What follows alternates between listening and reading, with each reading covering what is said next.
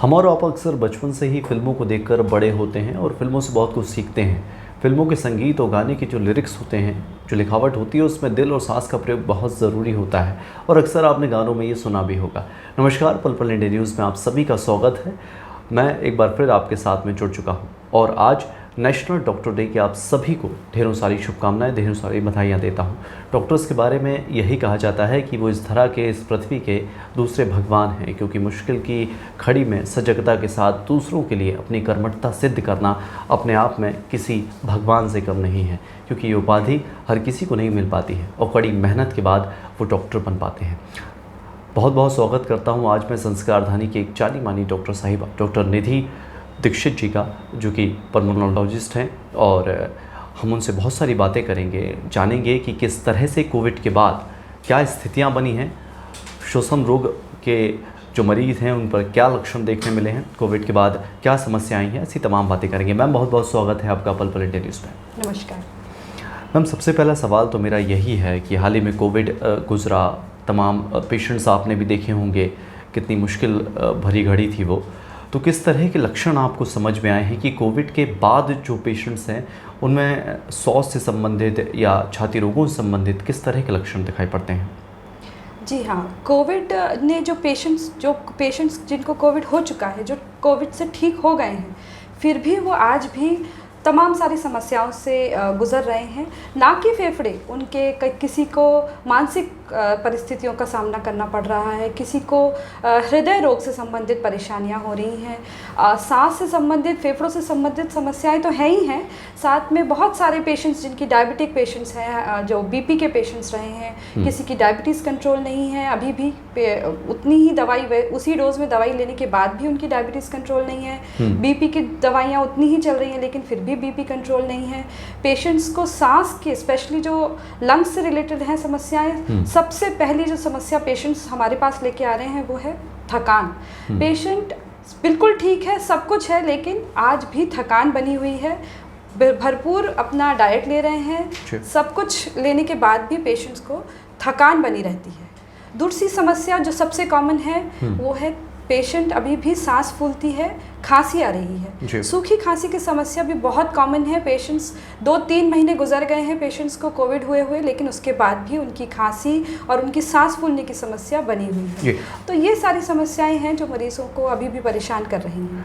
चूँकि आपने सूखी खांसी का जिक्र किया, तो किस तरह के सिम्टम्स है? चूँकि भ्रांतियाँ बहुत हैं, क्योंकि अक्सर लोगों को खांसी आती है या ज़ुकाम होता है तो लोग समझ लेते हैं कि कोविड हो गया है, तो क्या लोगों को इसमें हिदायत रखनी चाहिए या प्राथमिकता किस बात को देनी चाहिए?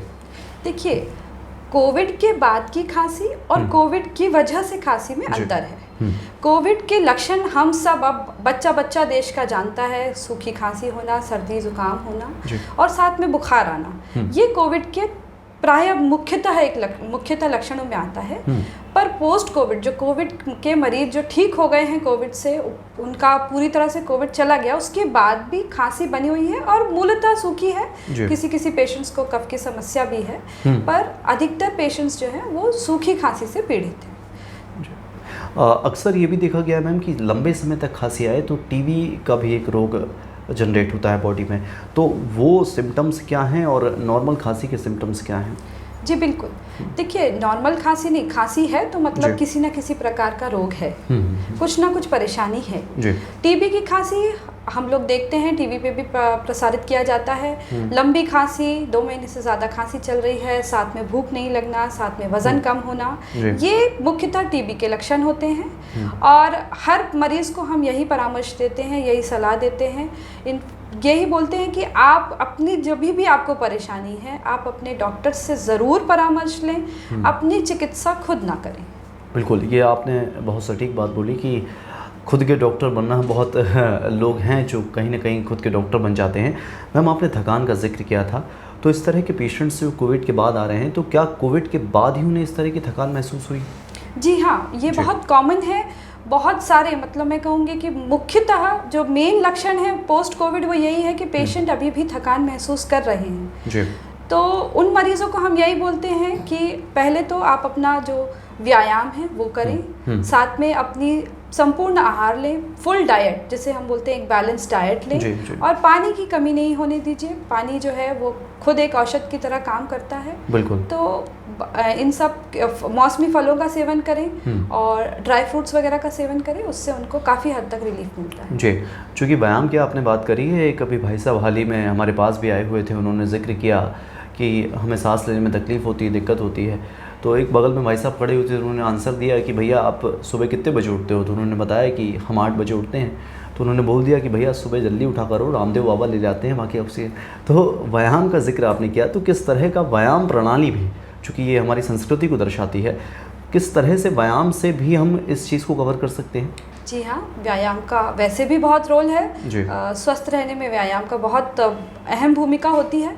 तो जो पोस्ट कोविड पेशेंट्स हैं, मेनली हम उनको यही सलाह देते हैं कि कम से कम आप सैर करें और जितना आपके शरीर की क्षमता है उस अनुसार व्यायाम करें, ज़्यादा एक्सर्ट ना करें। जस्ट पोस्ट कोविड पीरियड में पेशेंट्स की एक मानसिकता ये भी है कि भाई अब हम बिल्कुल स्वस्थ हैं, और अपने आप को चेक करने के लिए, अपने आप को टेस्ट करने के लिए वो ज़्यादा व्यायाम करने लगते हैं, और जिम जिस तरह से वो पहले करते थे उस तरह से करने लगते हैं, तो वो नहीं करना चाहिए। दूसरी चीज़, थोड़ा सा हम लोग जो जोर देते हैं वो है जो श्वसन से रिलेटेड योग होते हैं, अनुलोम विलोम प्राणायाम जिन्हें हम बोलते हैं, भ्रामरी, कपालभाति, ये सब जो है हमारे, जैसे मैं पेशेंट्स को भी इसी तरह से समझाती हूँ कि जैसे हमारा हाथ अगर कमज़ोर है तो आप हाथ का व्यायाम करिए, पैर में अगर है, इसी तरह अगर आपका लंग्स या फेफड़े क्योंकि कमज़ोर है तो हमें उसको मजबूत करने के लिए उससे रिलेटेड व्यायाम करने चाहिए, और बॉडी में ऑक्सीजनेशन इससे बहुत अच्छा होता है। ये व्यायाम इम्पॉर्टेंट होते हैं। जी।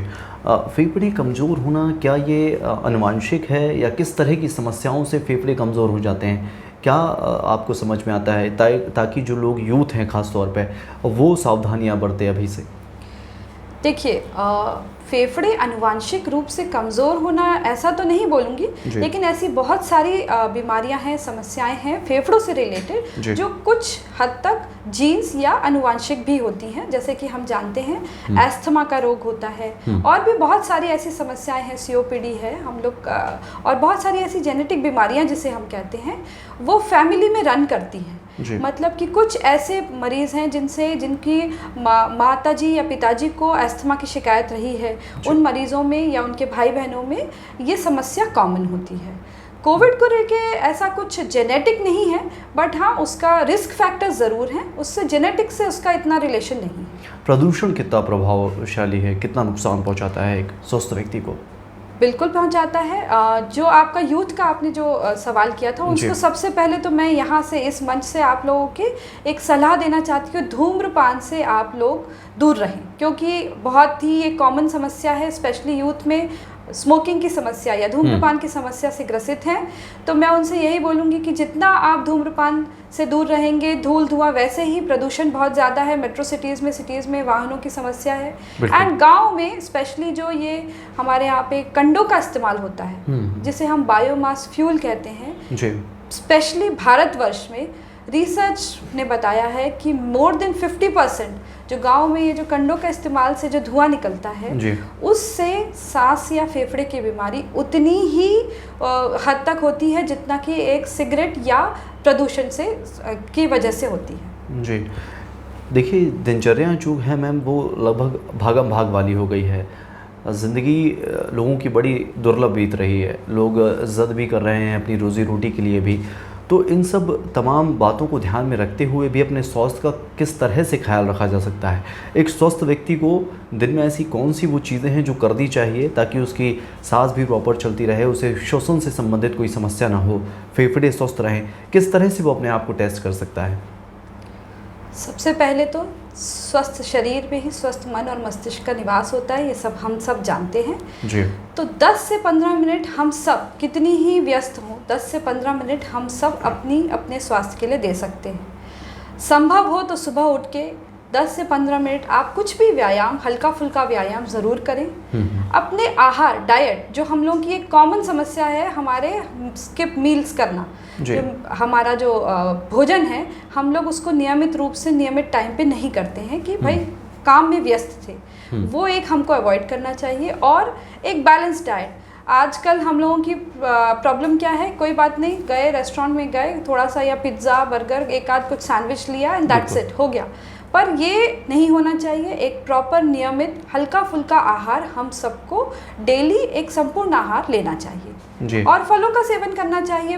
पानी अपना भरपूर रखें, अपना हाइड्रेशन अच्छा है तो आधी सी समस्या आप वैसे ही हल कर लेंगे। जी, चूँकि मैम आज नेशनल डॉक्टर्स डे भी है और आप पेशे से डॉक्टर हैं, लगातार आप लोग अपनी सेवाएं दे रहे हैं, कहीं ना कहीं हम सभी के लिए ये बहुत बड़ा सराहनीय, कहीं ना कहीं गर्वान्वित महसूस करने वाला वक्त है। किस तरह के पेशेंट्स जो आपके पास आते हैं, जिस तरह के पेशेंट्स, उनके लिए और तमाम लोगों के लिए आप क्या कहना चाहेंगी? क्या किस तरह से वो अपना ध्यान रखें?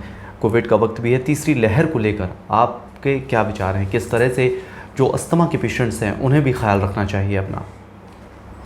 मैं सभी मरीज़ों क्या सभी लोगों से यही अपील करना चाहती हूँ कि हम सब जो अभी तक पालन करते आए हैं सोशल डिस्टेंसिंग का, मास्क पहनने का, और तीसरा है वैक्सीन। हमारे पास हम सब जानते हैं कोविड को लेके कोई स्पेसिफिक दवाई नहीं है, बिल्कुल, इसीलिए प्रोटेक्शन ही हम लोग अपने आप को प्रोटेक्शन से ही बचा सकते हैं। तीसरी लहर इम्पेंडिंग है, तीसरी लहर के आने की संभावना है और वो से हम बहुत हद तक रोक सकते हैं। जो नॉर्मल हमारे गवर्नमेंट ऑफ इंडिया के गाइडलाइंस है उसको फॉलो करके, या हम अपने मास्क ना उतारें। अभी भी ज़रा सी भी लापरवाही हमारे लिए बहुत भारी पड़ सकती है। ना आप अभी भीड़ भाड़ इलाकों में जाएं, मास्क पहने, और जो नियमित रूप से आप अभी तक फॉलो कर रहे थे कि अपने हाथ को धोना, जो प्रॉपर हाइजीन या सैनिटाइजेशन हम लोग फॉलो कर रहे थे वो हमें फॉलो करना चाहिए। एंड जो लोग भी वैक्सीन के लिए एलिजिबल हैं, 18 ईयर्स से ऊपर के लोग, वो सभी वैक्सीन लगवाएं। वो पूरी तरह सुरक्षित है, इसमें कोई अपने मन में कोई भ्रम ना रखें और सब वैक्सीन लगवाएं। जी, वैक्सीन की आपने बात करी है, तो जो प्रेग्नेंट वुमेन हैं, जो स्तनपान अपने बच्चों को कराती हैं, उन्हें किस तरह की हिदायत रखनी चाहिए और कब वैक्सीन लगवाना चाहिए? ये बहुत अच्छा सवाल है आपका, क्योंकि ये बहुत ही एक कॉमन मिसकंसेप्शन है लोगों का कि जो महिलाएं स्तनपान कराती हैं या जो बच्चों को दूध पिलाती हैं वो वैक्सीन नहीं लगवा सकती। ऐसा बिल्कुल नहीं है। वैक्सीन पूरी तरह सुरक्षित है उन महिलाओं के लिए। और इनफैक्ट अभी बिल्कुल रिसेंट में, हाल ही में गवर्नमेंट ऑफ इंडिया की गाइडलाइंस भी आ गई हैं कि प्रेग्नेंट वुमेन के लिए भी ये पूरी तरह सुरक्षित है। तो इसीलिए अब ऐसा कुछ नहीं है कि आप लैक्टेटिंग है या आप स्तनपान कराती हैं तो आप वैक्सीन नहीं लगवा सकती, या प्रेगनेंसी है तो नहीं लगवा सकती। पूरी तरह सुरक्षित है, आप ज़रूर लगवाएं। जी मैम, सबसे सवाल मेरा यही रहेगा कि सांस का मतलब क्या होता है आपके हिसाब से? सांस एक जीवन है। सांस के हिसाब से ये हमारा एक जीवन का मूल आधार है। अगर सांस चल रही है तो आप जिंदा हैं, ये जीवन, इसका ही मतलब जीवन है। जी, लेकिन बहुत सारी वुमेन्स ये कहती हैं कि सांस का मतलब वही है जो हमें शांति से बैठने न दे। चूँकि आप भी बहू होंगी किसी न किसी की, कुछ इस तरह के पेशेंट। मैं लकी हूँ इस मामले में कि मेरी जो सास है और सांस है दोनों ही बहुत अच्छी। परिवार का क्या महत्व रहता है एक डॉक्टर के जीवन में? चूँकि सेक्रीफाइस हमेशा रहता है आप लोगों का, हर वक्त, रात हो चाहे दिन, कभी भी इससे पेशेंट्स आ सकते हैं, क्रिटिकल कंडीशंस आ सकती हैं। परिवार किस तरह सपोर्ट करता है आपको? 100% योगदान है, तभी मैं आज आप लोगों के सामने बैठी हूँ।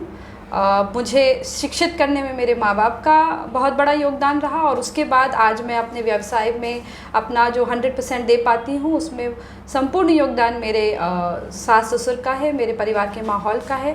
उनके कोऑपरेशन की वजह से ही मैं आज आप लोगों के सामने हूँ, या मेरी तरह से हर महिला चिकित्सक के पास में एक सपोर्ट होता है, तभी हम लोग अपने घर से बाहर लग पाते हैं। जी, अभी एक डॉक्टर साहब थे, उन्होंने हाल ही में एक बात कही थी कि हमारे पास एक पेशेंट आया था और पेशेंट से मैंने कहा कि सांस अपनी खींचो, तो उन्होंने सांस अपनी खींची, लेकिन उन्होंने ये अगला सवाल पूछा कि भैया वो सब छोड़ो, ये बताओ परफ्यूम कौन सा लगाया है। फीमेल डॉक्टर थी वो। तो आपके साथ इस तरह के पेशेंट्स आते हैं कि कभी ऐसी कंडीशन हुई है आपके साथ? हाँ, अगर आप हास्य की बात करें तो ऐसे सच में ऐसा भी हुआ है कि हम लोग इनहेलर्स जो देते हैं, स्पेशली जो सांस की समस्या जिन मरीजों को होती है हम उनके लिए इनहेलर्स देते हैं जी।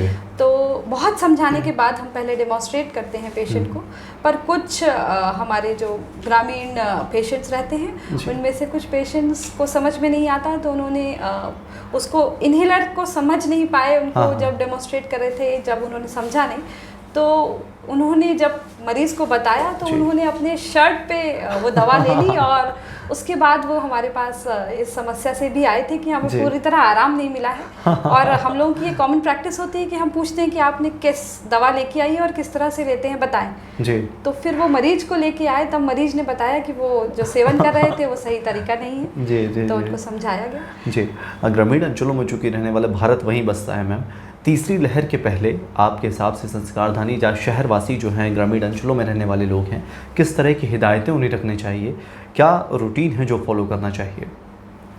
मैंने पहले भी कहा, तीसरी लहर संभावित है और इसकी इंटेंसिटी, इसका जो प्रकोप है वो हम सब दूसरी लहर में हम देख चुके हैं। हमारी लापरवाही का नतीजा था, वो हमने खुद आमंत्रित करी थी, ये तो मैं कहूँगी। और इसीलिए तीसरी लहर को हम बहुत कुछ करके रोक सकते हैं। सबसे मेरा एक ही निवेदन है जो अभी तक हम फॉलो करते आए हैं, मास्क लगाना, सोशल गैदरिंग्स को रोकना, सोशल डिस्टेंसिंग का पालन करना, और वैक्सीन, जो भी एलिजिबल कैंडिडेट्स हैं वो वैक्सीन लगाएं। तो हम सब मिलकर, हमारे योगदान से, हम हमारे सोसाइटी, हमारे समाज में हमारा ये योगदान होना चाहिए कि कम से कम हम अपनी सुरक्षा स्वयं करें।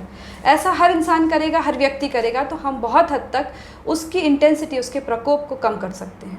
जी, आखिरी में अंतिम में यही सवाल मैं करूँगा आपसे कि जाते जाते नेशनल डॉक्टर डे पर क्या संदेश आप देना चाहेंगी, क्या कुछ कहना चाहेंगी? चूँकि आप डॉक्टर हैं तो लगातार आपकी व्यक्तिगत ज़िंदगी भी है, उससे समय निकाल कर किस तरह से आप लोग ड्यूटी करते हैं, किस तरह से आप, क्या आज के दिन का महत्व होता है? और चूँकि 24 घंटे ही आपका महत्व होता है, 365 दिन ही आपका महत्व होता है। जो आपने संदेश की बात करी, तो मैं सबसे यही कहूँगी, खुश रहें, स्वस्थ रहें और अपने शरीर के लिए कम से कम 10 से 15 मिनट रोज़ निकालें, एक संपूर्ण आहार लें और व्यायाम करें। बस मेरा यही संदेश है सबसे।